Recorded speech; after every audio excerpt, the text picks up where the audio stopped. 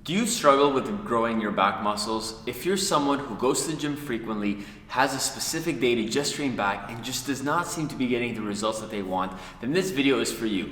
In this video, I'm going to be going through 3 different variations that will allow you to do the same row exercise that will allow you to hit your rear delts, your upper back, and your lats in order to help you reach your apex and get results a lot faster. So without any further ado, let's jump right into it and I'll show you guys the first variation of rows.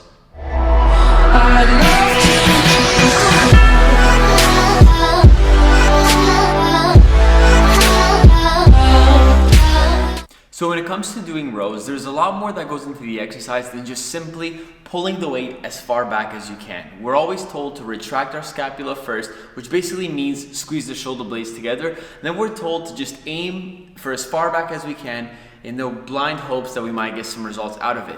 What I'm here to show you guys is that there's a more intelligent way to approach back training that will allow you to get the results that you want.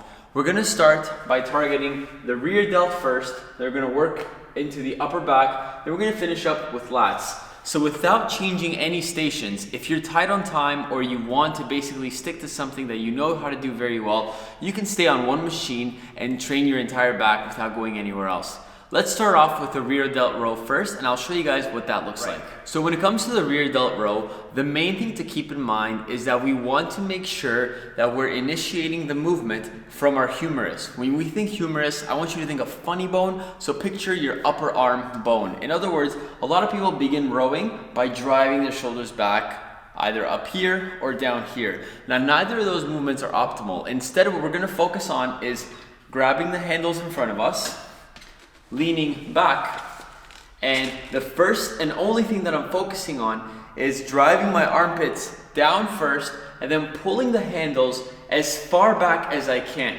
What you'll notice in the video, if it's clear from there, is that when I come back here, the longer I hold the resistance at the top, meaning when I've completed the movement, the rear delt starts to pulse, meaning all the blood is being transferred in that location, and all I'm focusing on doing here is simply driving my elbows as far back as I can. I'm not concerned with what the upper back is doing. All I'm doing is making sure that my elbows go as far back as they can. Now, when it comes to targeting the mid-back, I just want you to picture one thing. The fibers of the middle of your back go on a horizontal axis, similar to the fibers of our chest, which we'll target in a different video. But for now, simply put, you want to row in the direction that the fibers originate. So that means if the fibers in my back, my upper back, go across my back, I need to row in a manner that mimics that as well. So what that means is if the fibers are going across my back, I need to row in a manner that looks very similar to bench press. So what that would look like is that I would grab the exact same handles again without changing anything, and instead of focusing on pulling my elbows back, I'm gonna focus instead on driving my arms a little bit further up and driving my elbows out. What I like to tell people, because I'm a trainer, as you guys know by now if you've been on my YouTube channel for some while, but what I tell my clients is that imagine you being held hostage by 2 of Santa's little elves, and you're gonna elbow them in the head. So what that would look like is you'd be standing over here. It wouldn't matter where the elbows would end up so long as you're driving them away from the center of your body. What that would look like is we would grab these handles right here, and then from this position I would simply drive my elbows out. You'll notice that I can't go as far back as I did with the rear delt row, but I can tremendously feel the load in my upper back. Now, last but not least is the lat focused row. This is one that most people mess up, is either because they use too much weight or they simply cannot isolate the lats. My friends, if you listen to the tips that I'm going to give you for the lat focused row, I promise you, you will not be walking like one of those individuals who has some rhomboids and some teres major and minor, but no lats. So if you're looking for that elusive V-taper, listen up, because this is the way that you do it. When we want to focus on stimulating the lats, many people think that training the lats involves doing some kind of pull down or doing some kind of nonsense for the upper back. But the reality is, when we look at the lat, the way that we train the lat is by focusing on lowering the humerus, which is very important for back training, and bringing this as close and as far into our body as we can. In other words, if you were to look at me right in front of you, the way for me to train my lat would be for me to bring my arm up here and actually bring it to my side. This motion does not train my lat. This motion does not train my lat. But if I bring my arm in front of me, depress the humerus, drop it as far as I can, and then in the last second, bring my elbow in and around my rib cage, I will feel my lat cramping up in that position. If you have a spotter, the best way to get this to do it with someone and to feel your lats is to bring your arm to your side and then have their arm reach by your rib cage so you drive your elbow here into their hands. What I usually do with my clients is I'll have my hands by the side of their ribs, stepping behind them, and I tell them to push into my hands.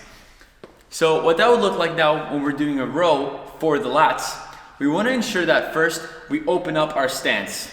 The reason for that is because our elbows are going to be coming down and inside our hips. So we need to make sure that we've given them room. If I'm coming in here, I can't really do much.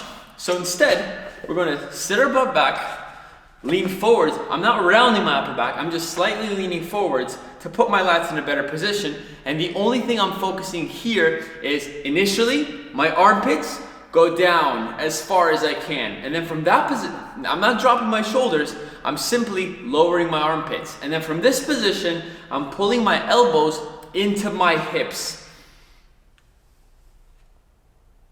I can't go as far, but when I complete my range of motion, then I have to pinch my elbows into the side.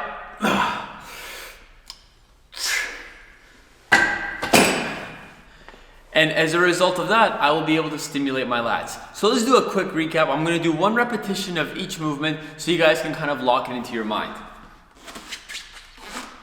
The first one is the rear delt row. Feet are together. And one thing I want you guys to pay attention to is my foot position when I'm doing this row. So standing here, my feet aren't up here and they're not tucked in. I'm placing my heel on the floor and my toes on the pad. As a result, I get this 90 degree on my quad that matches the angle of the bench and more importantly, keeps my hands out of the movement. So when I row, you can tell it doesn't interfere with anything.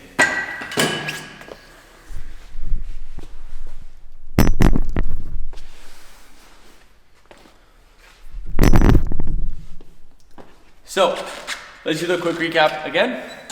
Rear delt row, driving the elbows straight back. Mid-back row, picture the inverse of bench press, which we will be in this position, and then we will be driving our elbows straight out, as if I'm bench pressing, literally as if I'm bench pressing. And then for the last one, we open up our feet.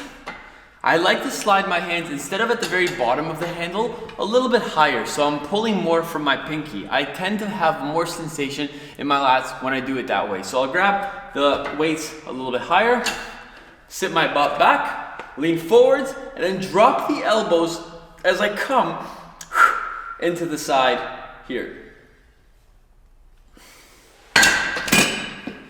So there you have it, folks. How to do a row for your rear delts, for your mid-back, and for your lats. If you guys have any questions, hit me up in the comment section below. If you enjoyed this video, let me know what muscle group you'd like me to target next. I have made my own list, but by the time I get to the muscle that you want, it might be a few weeks. So let me know what you want and I'll put that higher up on my priority list. And as always, if you guys enjoy the content, hit subscribe and turn bell notifications on because I will be uploading more videos more frequently. One thing I want to show you guys. If you remember throughout all my other YouTube videos, I have used multiple gyms and I will make a story about this in the future, but I've been kicked out of many gyms. It took me almost 2 years of being a personal trainer, running my own business, closing up shop, all this little ups and downs in my story to basically have my own gym that I get to film videos in.